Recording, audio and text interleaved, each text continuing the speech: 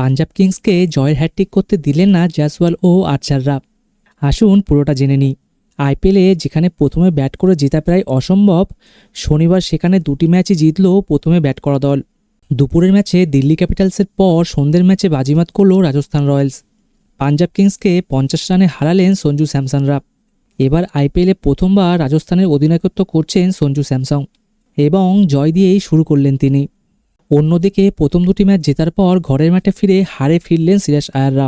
চণ্ডীগড়ের মাঠে টস জিতে চোখ বন্ধ করে প্রথমে বল করার সিদ্ধান্ত নেন শ্রেয়াস আয়ার। শুরুতে জয়সওয়াল একটু সাবধানে খেলছিলেন। আগের 3 ম্যাচে মাত্র 38 রান করেছেন তিনি। বোঝা যাচ্ছিল চাপে রয়েছেন। জয়সওয়ালকে সেট হওয়ার সময় দেন সঞ্জু। শুরু থেকে আক্রমণাত্মক ব্যাট করেছিলেন সঞ্জু স্যামসন। পাওয়ার প্লেকে কাজে লাগিয়ে বড় শট খেলছিলেন। পাওয়ার প্লেতে কোনো উইকেট না হারিয়ে 53 রান করে রাজস্থান। কয়েকটি বল খেলার পর আত্মবিশ্বাস ফিরে পান যশস্বী। রান তোলার গতিও বাড়াতে থাকেন তিনি, কিন্তু যেভাবে তিনি সহজেই বড় শট খেলেন তা মারতে পারছিলেন না। 89 রানের মাথায় রাজস্থানকে প্রথম ধাক্কা দেয় পাঞ্জাব।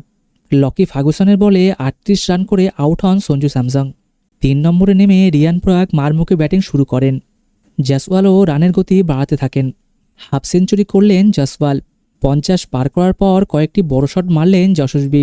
শেষ পর্যন্ত ফার্গুসনের বলেই 67 রান করে ফেরেন তিনি। নীতিশ রানা শুরু থেকেই বড় শট মারলেও বেশিক্ষণ টিকতে পারেননি। মাত্র 12 রান করেই আউট হন তিনি। শেষ দিকে পরাগও হাত খোলা শুরু করেন। হিটমেয়ার 20 রান করে আউট হলেও শেষ পর্যন্ত থাকেন পরাগ এবং তার সঙ্গ দেন ধ্রুব জুরেল। শেষ পর্যন্ত 20 ওভারে 4 উইকেট হারিয়ে 205 রান করে রাজস্থান। রিয়ান পরাগ 43 রান করে নট আউট থাকেন। চণ্ডীগড়ের এই মাঠে আইপিএলের এটি সর্বাধিক রান। 206 রান তাড়া করতে নেমে প্রথম বলে পিয়ানসারের উইকেট হারায় পাঞ্জাব। তাকে বোল্ড করেন জোফরা আর্চার। 3 নম্বরে নেমে আগের 2 ম্যাচের ছন্দে শুরু করেছিল শ্রেয়াস আয়ার।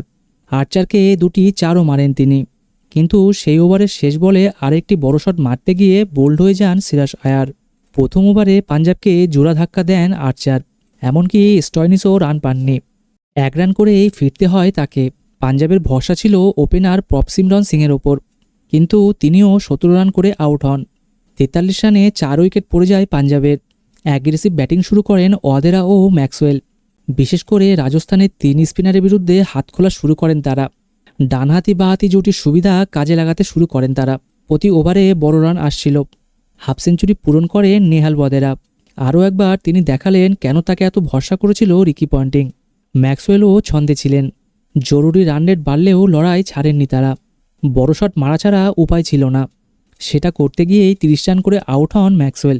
শেষ 5 ওভারে জিততে পাঞ্জাবের দরকার ছিল 75 রান, অর্থাৎ প্রতি ওভারে 15 করে রান। 16তম ওভারের প্রথম বলেই অর্নেন্দু হাসারাঙ্গা আউট করেন নেহাল ওয়াদিরাকে। 62 রান করে আউট হন তিনি এবং বড় ধাক্কা খায় পাঞ্জাব। পরপর 2 বলে 2 ব্যাটার আউট হওয়ার পর পাঞ্জাবের শেষ ভরসা ছিল শশাঙ্ক সিং। গতবার ফিনিশারের তকমা পেয়েছিলেন তিনি, কিন্তু এই ম্যাচে পারলেন না শশাঙ্ক। রাজস্থানের অভিজ্ঞ বোলারদের সামনে আর জুটি করতে পারল না পাঞ্জাব। একের পর এক উইকেট পড়ল। একা শশাঙ্কের পক্ষে জেতানো সম্ভব ছিল না। শেষ পর্যন্ত 155 রানে শেষ হলো পাঞ্জাবের ইনিংস। হেরে মাঠ ছাড়তে হলো গতবারের চ্যাম্পিয়ন অধিনায়ককে। বন্ধুরা, আপনারা অবশ্যই আমার টেলিগ্রাম চ্যানেলটিতে জয়েন করবেন। সব রকম ক্রিকেট আপডেট, ক্রিকেট ভিডিও ও লাইভ আইপিএল ম্যাচ ওখানে দেখতে পাবেন। তো অবশ্যই আপনারা সবাই টেলিগ্রাম চ্যানেলটিতে জয়েন করবেন। ভিডিওটি ভালো লাগলে অবশ্যই লাইক ও সাবস্ক্রাইব করবেন। দেখা হচ্ছে আরেকটি নতুন ভিডিওতে।